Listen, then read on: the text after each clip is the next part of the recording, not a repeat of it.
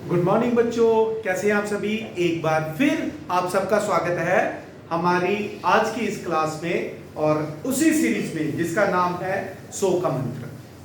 100 का मंत्र में हमने सीबीएसई 2020 में सेट 1 और सेट 2 यहाँ 2-3 रीजन के पेपर होते हैं, तो एक और रीजन का ये कोड है मेरे पास, एक 2 क्वेश्चन पेपर और है, इसमें ऑब्जर्व करते हैं। इसमें भी सेट 1 और सेट 2 है, ठीक है। तो जरा देखते हैं बेटा इसमें कैसा क्वेश्चन इंटीग्रेशन का आया हुआ है। मेरे पास पहला क्वेश्चन है 1 मार्क्स का आया हुआ है, जो मैं क्वेश्चन पेपर मेरे हाथ में है, मैं ये क्वेश्चन आप लोगों के साथ शेयर करने जा रहा हूं। -π/2 से π/2 ये आ गया x cos स्क्वायर x।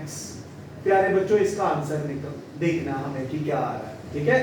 तो क्या है ये इंटीग्रल -π/2 से +π/2। बट जैसे पहले ही सीरीज में था ना, यहाँ 2-3 सीरीज है मेरे पास, क्वेश्चन पेपर पड़े हुए हैं 2022 में, यानी कि 6 पेपर हैं जो मैंने आप लोगों के साथ डिस्कस करने हैं। 6 papers I am going to discuss. But अगर मैं इस क्वेश्चन को देखूं दोबारा मुझे इसका आंसर 0 प्रतीत हो रहा है, उसका कारण है इसका ये फंक्शन। डेफिनेट इंटीग्रल की वही प्रॉपर्टी जो मैंने पिछले वीडियो में बताई थी कि भाई -a से a f(x) dx को आप डायरेक्ट 0 लिख सकते हो यदि आपका फंक्शन f(x) क्या होगा, ऑड फंक्शन होगा। भाई ऑड फंक्शन चेक कर लेते हैं, x की जगह हम -x पुट करते हैं, तो ये आ गया -(x) cos स्क्वायर -थीटा। तो प्यारे बच्चों cos और थीटा हम सब जानते हैं क्या होता है, cos और थीटा प्लस cos थीटा। तो ये एक इवन रेशो है ऑलरेडी, तो इसका मतलब ये -cos स्क्वायर x आएगा, यानी कि हमारा फंक्शन जब हमने वहां पर x की जगह -x पुट किया तो मेरे क्वेश्चन में चेंज आ गया माइनस का। तो यदि आपके फंक्शन में वेरिएबल को चेंज करें माइनस टाइम वेरिएबल से और आपके गिवन फंक्शन में माइनस का डिफरेंस आना शुरू हो जाए तो समझो वो एक ऑड फंक्शन है। ये ऑड फंक्शन की डेफिनेशन बोलती है। तो यदि ये ऑड फंक्शन है इसका मतलब ये जो मेरे पास इंटीग्रल है इसका आंसर मैं डायरेक्ट 0 लिख दूंगा। That's it, question finished. So जल्दी से आप इस क्वेश्चन को अपनी नोटबुक पे कॉपी करें बच्चों, और इस क्वेश्चन को आप मैक्सिमम से मैक्सिमम बच्चों के साथ शेयर करें बच्चों। ओके बच्चों, नेक्स्ट क्वेश्चन पे आ जाते हैं। इसी सीरीज में कोड 6521 वाले कोड सेट 1 में एक क्वेश्चन था ये वाला tan³ अपॉन cos³x। इस क्वेश्चन को देख के ना बड़े सारे बच्चे कंफ्यूज हुए थे, सोच रहे थे कि क्या करें। एवरेज बच्चे के लिए थोड़ा सा मुश्किल था इस क्वेश्चन को सॉल्व करना, अदरवाइज इसमें कुछ है नहीं है। सब्स्टिट्यूशन से हम इस क्वेश्चन को बड़ी आसानी से फिनिश कर सकते हैं बच्चों। ये तो देखिए क्या है इस क्वेश्चन में। सबसे पहले प्यारे बच्चों हम एक काम करते हैं, tan को चेंज कर देते हैं sin/cos में।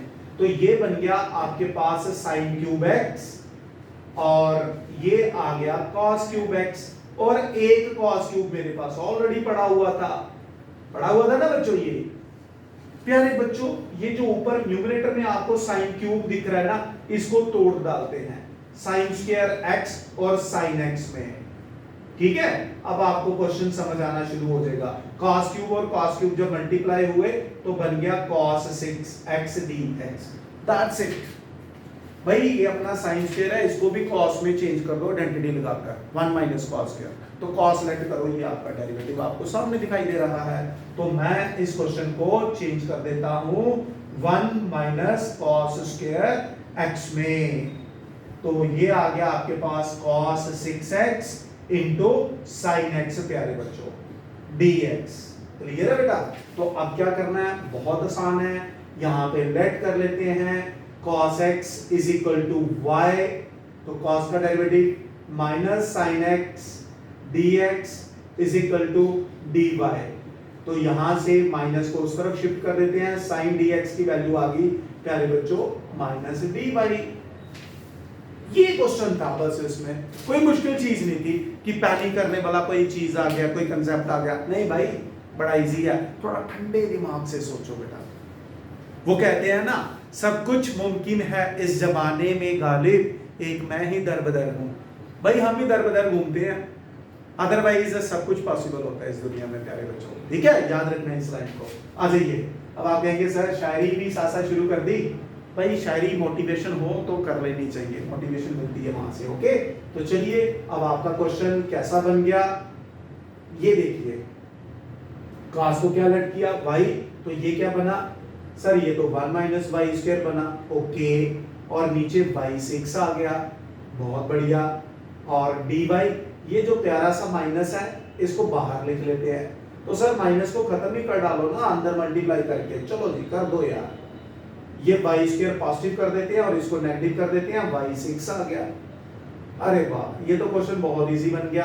तो क्या करें सर, y स्क्वायर के नीचे y6 लिखो और 1/y6 लिखो, खत्म करो इस क्वेश्चन का किस्सा। ये रहा बच्चों, खत्म हो गया। तो ये फर्दर आपके पास बन गया 1/y4 और 1/y6 dy। तो चलिए जी अपने प्यारे से दुलारे से पावर फार्मूले के पास आ जाते हैं कि भाई हमारी समस्या का हल करो। ये बन गया y की पावर -4, ये बन गया y की पावर -6। तो चलिए जी इंटीग्रेट कर डालते हैं इस क्वेश्चन को। तो क्या करना होता है, पावर को इंक्रीज करना होता है। तो -4 में +1 किया तो -3 हो गया बेटा, इंक्रीज हो गया अपॉन -3। ये क्या आ गया, y की पावर सर -5 अपॉन -5, ओके जी। Plus c constant of integration में लिख देते हैं प्यारे बच्चों। ये माइनस माइनस प्लस हो गया 1/5, y की पावर 5 माइनस 1/3, y की पावर 3 प्लस c, और अपनी y की वैल्यू cos यानी कि इसमें पुट करते हैं 1/5 cos की पावर 5x माइनस 1/3, y की जगह cos पुट करना है, cos cube x plus c constant of integration. तो ये आपका आंसर बन गया बच्चों। बड़ा आसान क्वेश्चन था, पैनिक करने वाला था ही कुछ नहीं इसमें। तो इसको sin बाय cos चेंज किया, 2 cos क्यूब लिखे उसको cos 6 लिखा, फिर बेटा sin क्यूब को तोड़ दिया हमने, स्प्लिट कर दिया sin स्क्वायर और sin, क्योंकि हम जानते हैं हम sin स्क्वायर का तो काम तमाम कर लेंगे 1 माइनस cos स्क्वायर करके। तो cos को लट किया, डेरिवेटिव हमारे पास बन गया, सब्स्टिट्यूशन में हमने इस क्वेश्चन को डाल दिया और ये रहा हमारे पास आंसर इसका प्यारे बच्चों। तो जल्दी से जल्दी आप इस क्वेश्चन को अपनी नोटबुक पे कॉपी कर ले बच्चों। इसके बाद हम देखते हैं कि और क्वेश्चन, हाँ एक बड़ा इंटरेस्टिंग क्वेश्चन आया हुआ है, आप इसको नोट करें, मैं उस क्वेश्चन को आपके साथ डिस्कस करूंगा बच्चों। Hurry up.